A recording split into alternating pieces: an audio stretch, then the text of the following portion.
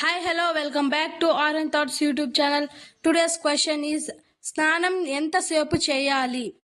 Option A 10 నిమిషాలు, option B 20 నిమిషాలు, option C 30 నిమిషాలు, ఆప్షన్ డి 40 నిమిషాలు. కరెక్ట్ ఆన్సర్ ఏమనుకుంటున్నారో తప్పనిసరిగా కామెంట్ చేయండి. And your time starts now.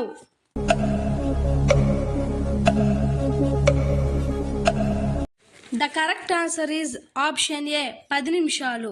సాధారణంగా స్నానం 5 నుండి 10 నిమిషాలు సరిపోతుంది.